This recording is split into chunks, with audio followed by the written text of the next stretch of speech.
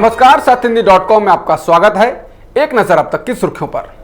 भारत चीन के बीच जारी सीमा विवाद को लेकर चीन के सरकारी मीडिया ने एक बार फिर भारत को धमकी दी है।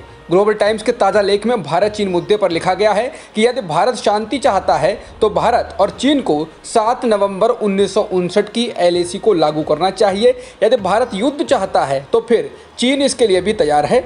देखते हैं कि कौन सा देश दूसरे देश को मात देता है। चीन के सरकारी अखबार ग्लोबल टाइम्स के संपादक हू जिजिन ने एक ट्वीट कर लिखा है कि यदि भारतीय सैनिक पेंगोंग झील के दक्षिणी तट से पीछे नहीं हटते हैं तो PLA पूरी सर्दियों तक वहीं जमी रहेगी। भारत की लॉजिस्टिक सपोर्ट कमज़ोर है। कई भारतीय सैनिक ठंड के कारण या फिर कोरोना के कारण मर जाएंगे। फिर युद्ध हुआ तो भारतीय सेना की जल्द ही हार हो जाएगी। 9 सितंबर को अभिनेत्री कंगना रनौत चंडीगढ़ से मुंबई इंडिगो के फ्लाइट में आई थी। इस दौरान फ्लाइट के अंदर वीडियोग्राफी और फोटोग्राफी हुई थी।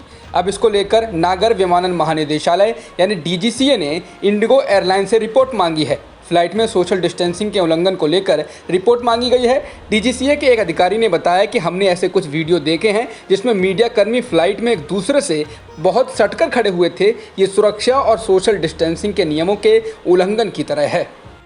कंगना और महाराष्ट्र सरकार के बीच गहराते विवाद को लेकर अब कंगना रनौत ने सोनिया गांधी को निशाने पर लिया है। उन्होंने सोनिया से कहा है कि वो अपनी सहयोगी पार्टी शिवसेना से संविधान का पालन करने को कहें। इसके अलावा कंगना ने एक अन्य ट्वीट में कहा कि सोनिया गांधी आपकी खुद की सरकार में एक महिला को परेशान किया जा रहा है और ऐसे में उनकी चुप्पी इतिहास में दर्ज होगी। बता दें, कंगना सुशांत सिंह राजपूत की मौत के बाद से ही चर्चाओं में बनी हुई हैं। शुरुआत में उन्होंने बॉलीवुड में वंशवाद को लेकर बड़े घरानों को आड़े हाथों लिया। इसके कुछ समय बाद उन्होंने मुंबई पुलिस को निशाने पर लिया और फिर शिवसेना और अब सोनिया गांधी। ड्रग मामले में रिया चक्रवर्ती की गिरफ्तारी के बाद अब बंगाल में राजनीतिक पार्टियों ने रिया के पक्ष में बयान देकर बंगाली राष्ट्रवाद को उभारने की कोशिश की है, जिससे आगामी चुनाव में BJP को नुकसान हो सकता है। TMC के राष्ट्रीय प्रवक्ता सौगता राय ने कहा कि रिया को बंगाली होने के कारण अदालत में उसका अपराध साबित होने से पहले ही निशाना बनाना शुरू कर दिया गया। इस नफरत भरे अभियान से एक बार फिर बंगालियों के प्रति BJP की मानसिकता सामने आ गई है।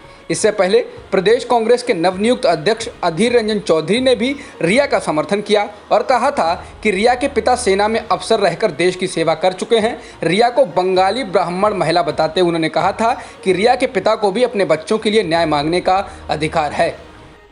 फिल्म अभिनेत्री रिया चक्रवर्ती की जमानत याचिका शुक्रवार को खारिज हो गई है। मुंबई की एक सत्र अदालत ने रिया और उनके भाई शौविक चक्रवर्ती की जमानत अर्जी पर गुरुवार को फैसला सुरक्षित रख लिया था। इस कारण रिया को गुरुवार रात को भी जेल में ही रहना पड़ा। फिल्म अभिनेत्री को मुंबई की भयाकुला जेल में रखा गया है। रिया, शौविक के अलावा दीपेश रावत, सैमुअल मिरांडा की भी जमानत याचिका को खारिज कर दिया गया है। अब ये सभी लोग इस फैसले के खिलाफ बॉम्बे हाई कोर्ट जा रहे हैं।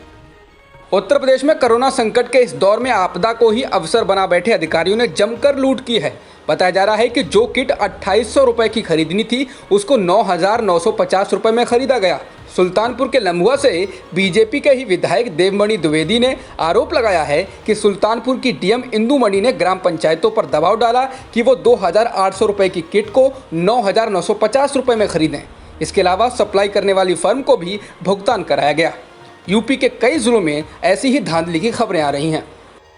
बंगाल BJP के अध्यक्ष दिलीप घोष ने CM ममता बनर्जी पर निशाना साधा है। उन्होंने एक रैली के दौरान कहा कि कोरोना खत्म हो गया है। ममता बनर्जी ने लॉकडाउन लगाया है ताकि BJP पश्चिम बंगाल में बैठक और रैली आयोजित नहीं कर सके। कोरोना वायरस पर सीरो सर्वे की रिपोर्ट चौंकाने वाली है। रिपोर्ट के अनुसार मई महीने तक जब देश में कोरोना पॉजिटिव लोगों की संख्या करीब 2 लाख थी, तभी 64 लाख लोग संक्रमित हो चुके होंगे। सरकारी संस्था ICMR ने 11 मई से 4 जून तक ये सीरो सर्वे कराया था, लेकिन इसकी रिपोर्ट अब Indian journal of medical research में प्रकाशित की गई है। आंकड़ा 45,66,000 के पार हो गया है और मृतकों की संख्या भी 76,000 से ज़्यादा हो चुकी है। फिलहाल एक्टिव केस 9,47,000 से अधिक हैं। जॉन्स हॉपकिंस यूनिवर्सिटी के मुताबिक दुनिया में कोरोना संक्रमितों का आंकड़ा 2,82,00,000 से ज़्यादा हो गया है और मृतकों की संख्या भी 9,10,000 से ज़्यादा हो चुकी है। वहीं वर्ल्डोमीटर्स वेबसाइट के मुताबिक अभी तक 2 करोड़ से अधिक लोग ठीक भी हो चुके हैं। जॉन्स हॉपकिंस यूनिवर्सिटी के अनुसार अमेरिका में कोरोना संक्रमितों का आंकड़ा 63,97,000 से ज़्यादा हो गया है और मृतकों की संख्या भी 1,91,000 से अधिक हो गई है।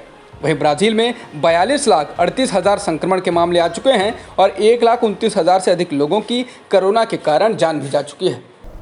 अब तक की खबरों में बस इतना ही। बाकी खबरों के लिए बने रहिए सत्यहिंदी.com के साथ।